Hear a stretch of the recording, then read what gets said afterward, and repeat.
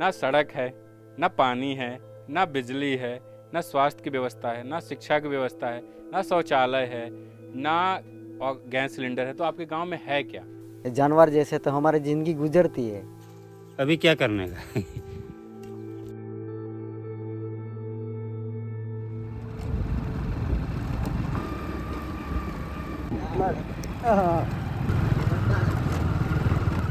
मोदी जी का विकास आप लोगों गांव में नहीं पहुंचा है। गांव पहुंचने से 10 किलोमीटर पहले हमें अपनी गाड़ी छोड़ देनी पड़ी और हम बाइक से जा रहे हैं। आपके गांव में गाड़ी नहीं जा पाती है? नहीं नहीं, कैसे जाते हैं फिर आप लोग? जाते हैं, ऐसा है। ऐसे ही बाइक वाइक से? बाइक बाइक से।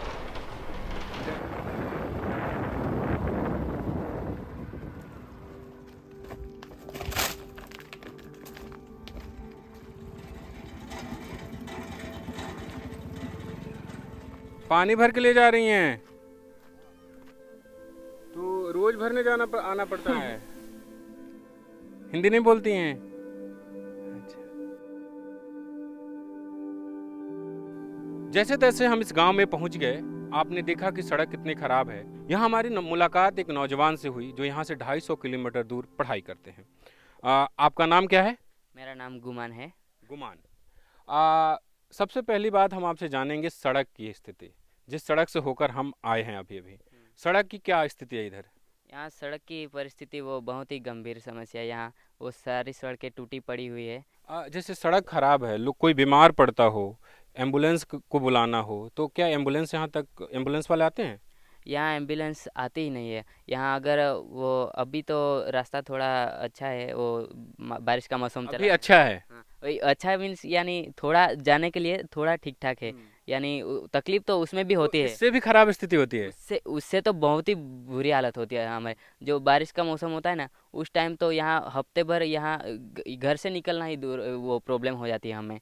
यहाँ से डेडियापाड़ा जा ही नहीं पाते हम। तो इसी कंडीशन में अगर कोई इमरजेंसी केस हुआ, वो तो वहीं पे डेथ हो जाएगा। वैसे ही अगर यहाँ तो आदमी वो पहले ही पुराने ज़माने की वो टेक्निक यूज़ करके, अगर कोई डंडा या खंबे पे उसे झोली बना के है ना, उसे हम ले जाते हैं यहाँ से। ऐसे ले जाते हैं हाँ कंधे पे रख के? हाँ, कंधे पे अगर वो झोली था, वो झोली बनाते हैं और वो बांस के जरिए है ना बांध के उसे झोली पे कंधे पे लेकर चले जाते हैं।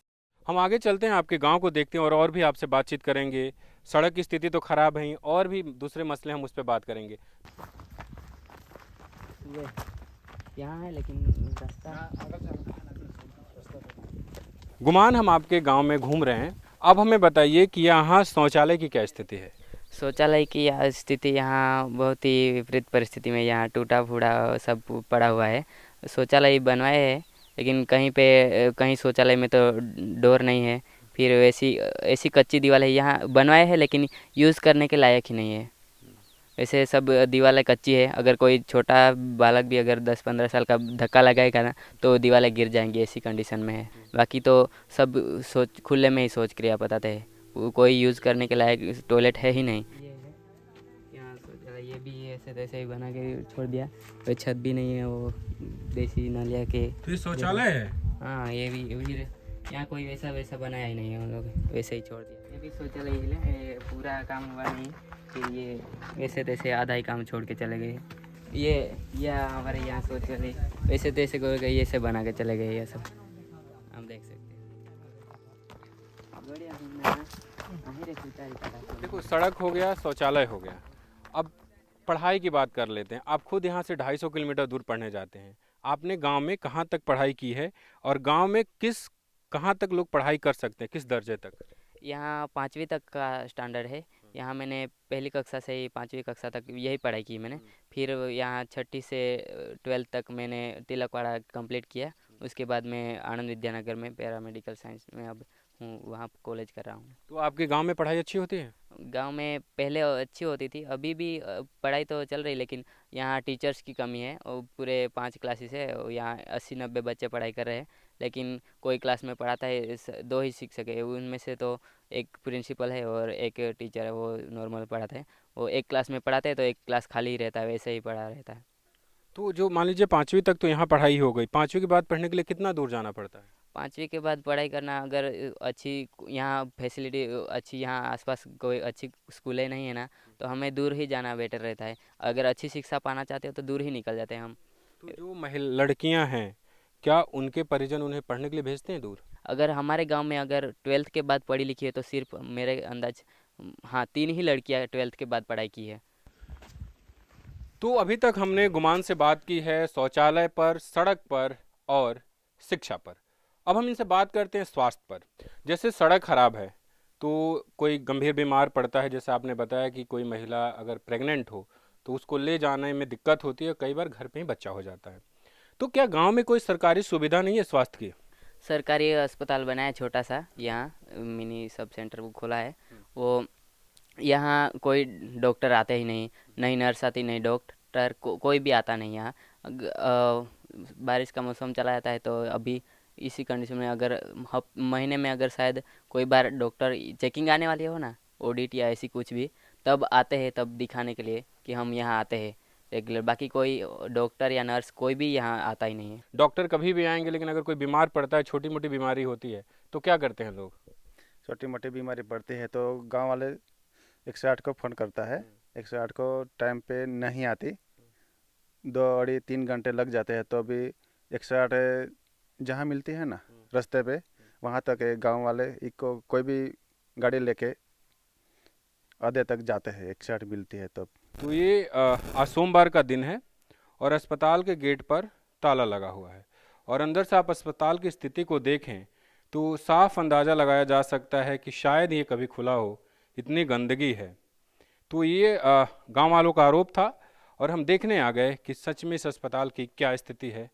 तो नतीजा आपके सामने है, गेट पर ताला लगा हुआ है, अंदर गंदगी है और परिसर में पुआल रखे हुए हैं, गेट खुला हुआ है। हम सब ने तो देखा ही है जो आप बता रहे हो, जो लोग गांव के बता रहे हैं। बिजली की क्या स्थिति है आपके गांव में? बिजली की परिस्थिति यहाँ बहुत ही ख़राब है।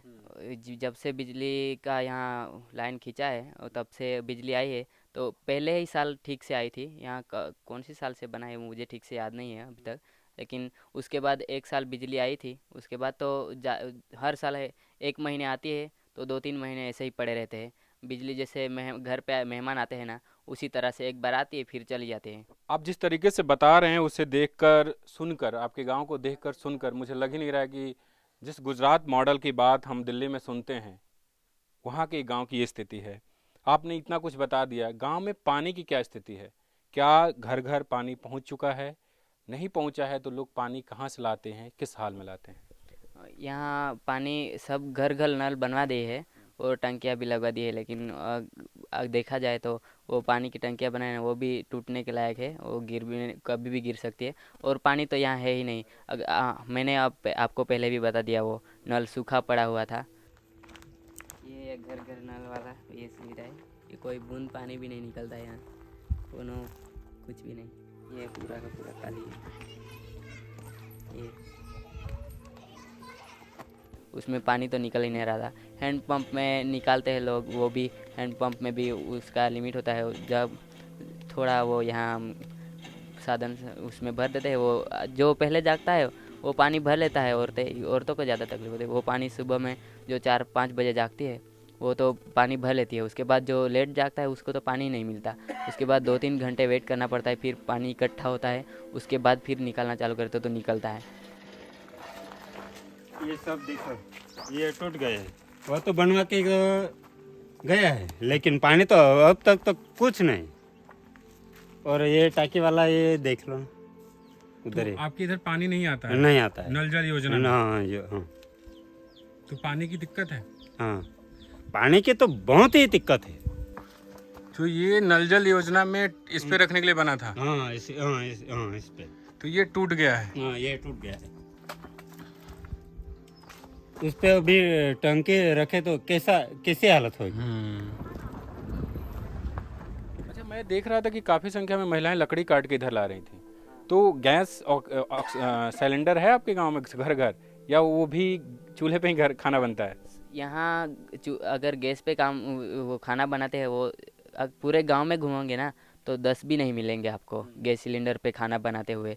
सभी चूल्हे का यूज़ ही करते हैं, लकड़ियाँ काट के लाते हैं, उसी से वो काम चलाते हैं पूरा खाना पकाते हैं, वो सभी ये सभी दिक्कतें उठानी पड़ती है। अगर वो मौसम का समय बारिश का मौसम हो ना, वो तब तो लकड़ियाँ भी गीली हो जाती है, उसकी वजह से ना जला पाती है ठीक से, औरतों को बहुत ही तकलीफ होती है उसमें भी।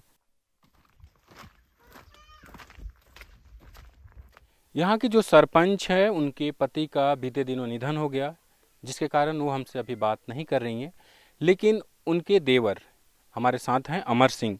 सर, हम गांव में घूमे और गांव में हमने पता किया तो ना बिजली है आपके गांव में समय पे, नल जल योजना के तहत नलों में पानी नहीं है, आपके घर के सामने सरकारी अस्पताल है, उसमें पुआल रखे हुए हैं, ताले लटके हुए हैं, शिक्षा 5वीं तक है, गैस लोग जलाते नहीं हैं। तो ये सब स्थिति क्यों है? सड़क आप जानते ही हैं। वो स्थिति तो वहाँ पे पानी निकलता नहीं वो गांव में, 300-400 फुट जैसा भी उतरता है ज़मीन में, वो भी ते भी पानी नहीं निकलता। और जहाँ निकलता है वो वही ऊपर का फलिया है, वहाँ पे पानी निकलता है।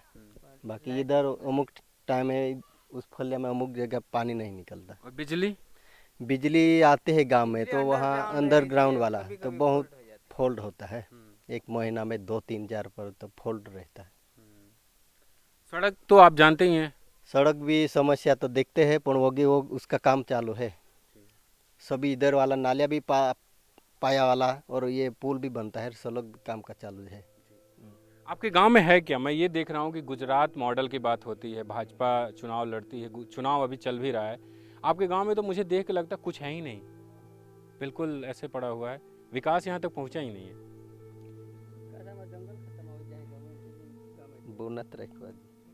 ये गुजरात के नर्मदा जिले की कहानी है, जिस गुजरात मॉडल की बात कर भाजपा केंद्र में सरकार बना चुकी है। जब भी कोई चुनावी भाषण होता है तो प्रधानमंत्री मोदी हों या भाजपा के दूसरे नेता विकास के दावे करते हैं, लेकिन यहाँ हम गए और हमने देखा कि ना सड़क है, ना पानी है, ना बिजली है, ना शौचालय है, ना शिक्षा का बढ़िया इंतजाम है और ना ही पीने का पानी है। यहाँ ना गुजरात मॉडल पहुँचा है और ना ही विकास।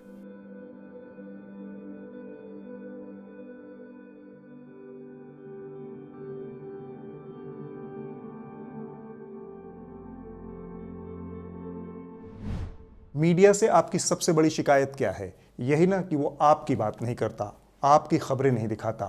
इसका इलाज ये है कि मीडिया में आप इन्वेस्ट करें ताकि मीडिया आपकी बात करे।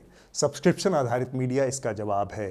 hindi.newslaundry.com पर जाएं, न्यूज़ लॉन्ड्री को सब्सक्राइब करें।